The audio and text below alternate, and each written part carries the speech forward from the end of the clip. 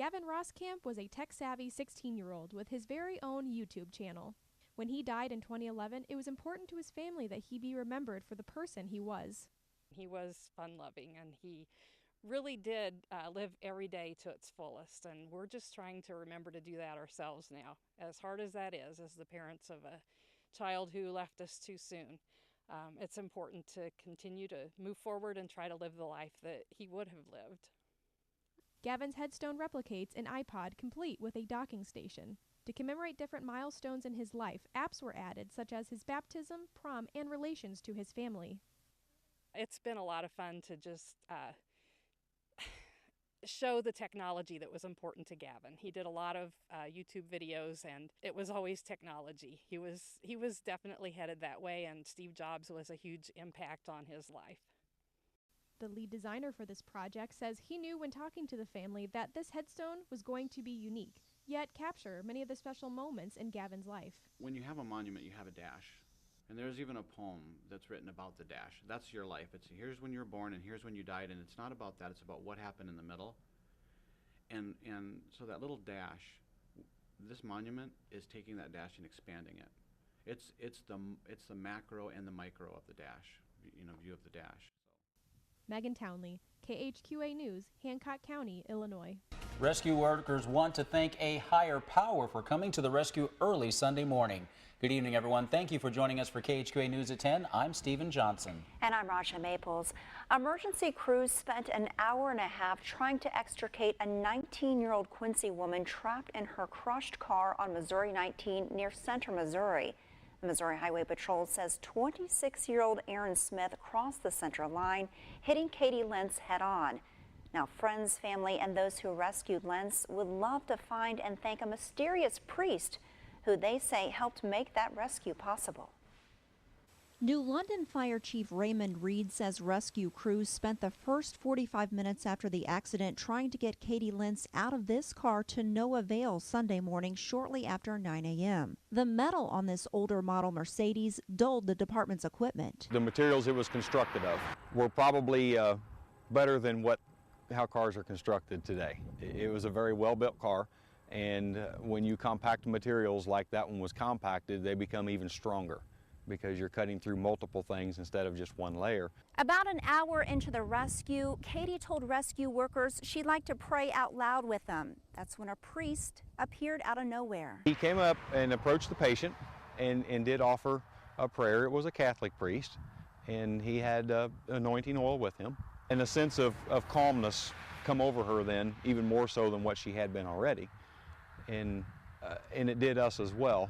I can't be for certain who said or how it was said or where it come from, but myself and one of the other firefighters that was beside me, we very plainly heard that we should remain calm, that our tools would now work, and that we would get her out of that vehicle. The Hannibal Fire Department showed up right after that prayer with fresh equipment and was able to finish the extrication. After getting Katie safely into the air evac helicopter, at least a dozen other rescue workers turned around to thank the priest, who was nowhere in sight. The highway had been blocked for a quarter of a mile during the hour-and-a-half rescue, leaving no bystanders or no parked cars nearby. Lentz's family and friends are amazed by the story. Where did this guy come from? We're looking for the priest. Whether it was just a priest as an angel, serving as an angel, or an actual angel that came in and wearing the priestly attire, he was an angel to all those and to Katie. We just would like to find this gentleman and be able to thank him. As a first responder, you don't know what you're going to run into. Everything is a case-by-case basis, everything that we come across. We have a lot of tools that allow us to do many things, and we have extensive training.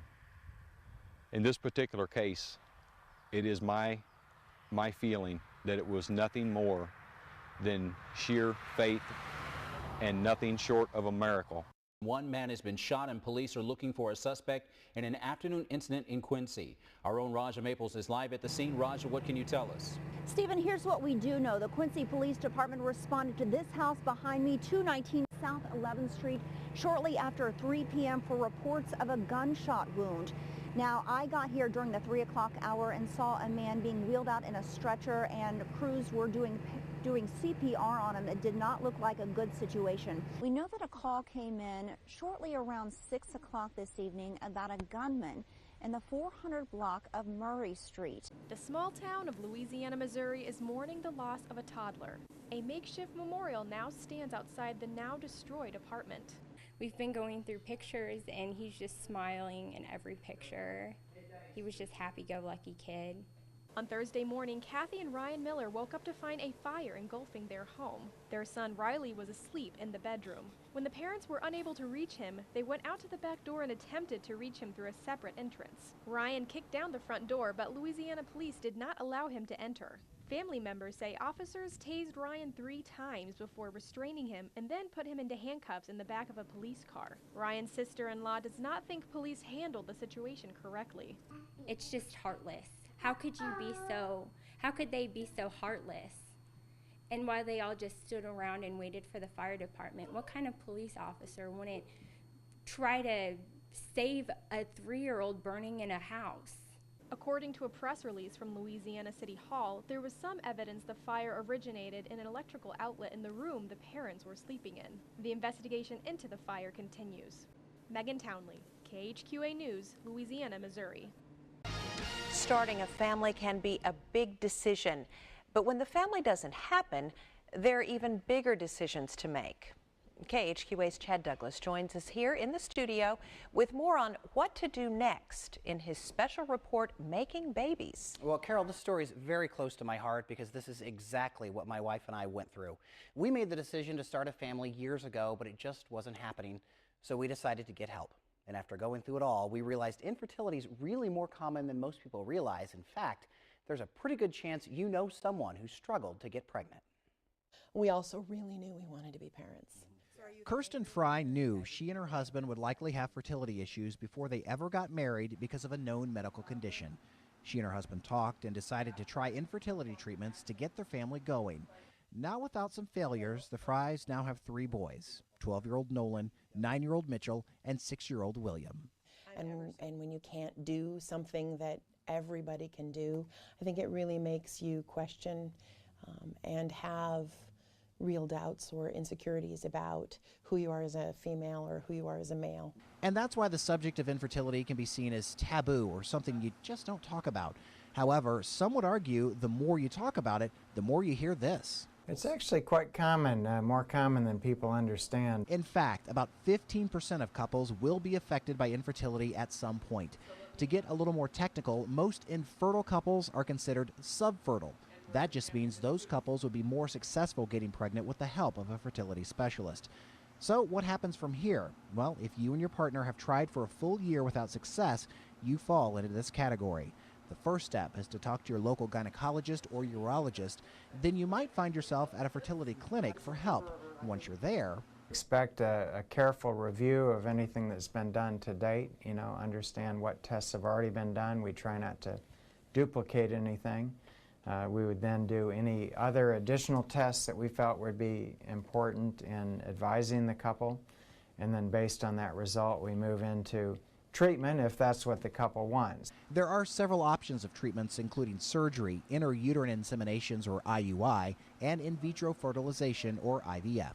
It can be quite involved, especially an IVF process, which involves daily injections for 10, 12 days, followed by an egg retrieval process that takes place here in the hospital. And then a few days later, 5 days later, commonly we'll then transfer the embryo or embryos, depending on circumstances. Any infertile couple will tell you infertility treatments encompass your life for about a month because the injections have to be given in certain areas and at certain times. And that doesn't even take into account the emotions and other feelings that come with it. And then at the end of the day, you get a beautiful baby. Well, hopefully. Nothing in this field is 100%, but the numbers are interesting. Dr. Van Voorhis tells me couples have a 20% chance of conceiving naturally. Couples going through IVF have a 50 to 60% chance of a successful pregnancy. At the time, I thought it was, it seemed pretty legit. I mean, they looked like they knew what they were talking about. Allison Clinton is one of several students that Western Illinois University officials say got scammed during book buyback week last year. And it was easier just to give your books, right there outside your doorway to this guy instead of, walking all the way down to the Union or something and selling them back. They were hiring students to pick up books from other students, and then when they asked for payment, many did not get paid. Jude Kaya, director of the University Bookstore, says the company at fault is dormbooks.com. It's an online bookstore that was started in 2006. So why are students selling to an online company instead of local bookstores? Money. The university typically buys books back at about half the price it originally cost. Dormbooks.com offers the same thing, but it's a second option that usually seals the deal with students. The second offer rewards students with a higher payment amount because the business is able to sell the books without giving the student money up front. The extra cash is a perk for waiting. It was pretty much double the price. So, who's not going to wait a month, and get more money? So that's exactly what we did. The university is not in the business of either gouging our students or scamming our students. There are businesses that are, and this is one of them. KHQA spoke with Carl Griesiak, the owner of dormbooks.com. He didn't want to go on camera, but disputes Kaya's claims. According to the Better Business Bureau's website, dormbooks.com currently has 16 complaints dealing with sales, delivery, and service issues. Some of those complaints went unanswered for almost a year until KHQA started its investigation. There is no such thing as a reputable dealer that doesn't give you money up front. Griesiak states that the company takes full responsibility for its mistakes and urges anyone with a service problem to contact him. That was the thing. There wasn't any contact information anywhere except for the website, and there wasn't a phone number, an email, or any a main contact person to get a hold of. When Griesiak was asked about Clinton's claim, he was unable to comment on why she wasn't ever paid. He did say that the almost 200 WIU students that have done business with dormbooks.com have been paid. Do you know any students that did go through them that did end up getting their checks? I do not. Kristen Aguirre, KHQA News, Macomb. The car's packed. The kids are ready. Go, Dad. Your trip is planned. And you're ready to go. Or are you? And more importantly, is your car. This weekend's heat can take its toll on your ride. It's always good to have a reputable mechanic, check your vehicle over to ensure that your tires and belts, hoses, things of that nature are in good working order. The last thing you want to have happen is to have your car break down with you and your family stranded in 100-degree heat. Well, if this does happen to you, here are a couple of numbers you should know. In Missouri only, star 55 contacts you to the Missouri Highway Patrol. In Illinois and Iowa, it's best just to call 911, but you need to know kind of where you are so police can find you more quickly. For people that are traveling out of a comfort zone, if you will, where they're going to some place that is unfamiliar, it never hurts to make sure that you look at the last overpass that you went over and see what exit that was. And that kind of gives you a justification that you're at least within a couple of miles of that location. It's also a good idea to familiarize yourself with the laws of the states in which you'll be driving. And keep an eye on speed limit signs as you cross state borders because they do vary. Now, a big thing these days is distracted driving, and there's so much more to that than texting and driving. Having an intense conversation with a passenger, Eating and the drinking of soda pop, bending down to pick up something that's dropped on the floor, then messing with the radio. Remember those kids who were packed and ready to go? Well, yep, they're ready to be a big distraction too. That's why you should rely a lot on your passenger. If you're the passenger, think of yourself as a co-pilot. That driver, help them stay awake. Help them to be attentive in that vehicle so that, again, they don't feel like they're there by themselves as a driver. Also, help with the maps or GPS, watch other traffic, and deal with the children and other passengers in the car. And that way everyone ends up at their destination safely. Chad Douglas, KHQA News. When you fill out a form and it asks you to choose your sex, you're usually given two boxes, male or female. For most of us, it's a pretty easy pick which one category you fall into. But as KHQA's Kristen Aguirre has a story about what happens when you don't know which box to check. Now, Stephen, that doesn't seem like a tough choice, but when your identity and mindset don't match up with your biology, it can be difficult to look in the mirror. Being transgender means you identify with the sex that you weren't born into. I'm a part of the transgender community because my biological sex does not match up with my psychological sex. Many people use college as a time to discover themselves. They try to find out who they are and what they stand for. Sophomore Hayden Carlberg says he knows who he is, and he's using these 4 years to introduce himself to everyone else. I identify as male, and I dress as male. But Carlberg was born a woman. He recently came out about his sexuality to the entire Western Illinois University community. He published an article in the Western Courier during Transgender Awareness Week.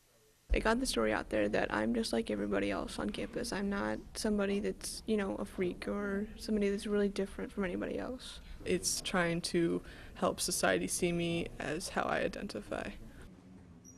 Micah Griffin also came out last October. When I try to think of life with my body now, I really don't see a very happy, fulfilling life. I feel like it'd be worth paying all that money and doing the surgery so I could feel more comfortable with myself. Neither Carlberg or Griffin have undergone a sexual reassignment surgery, but they both made a major change in their life. Their names. Carlberg was born with the name Heather and Griffin Sarah. They are not legally changed, but their peers and professors call them by their preferred names. Almost 70 colleges across the nation allow students to change their name and gender on campus records. This past April, the Illinois Secretary of State changed its website to include information on how to change your gender on a state ID. And we all have needs, and we certainly have the need for support. Jess Scott works with the Center on Halstead in Chicago. It's an organization dedicated to building and strengthening the lesbian, gay, bisexual, transgender, and queer community. Scott also identifies with the transgender community, and so does his son.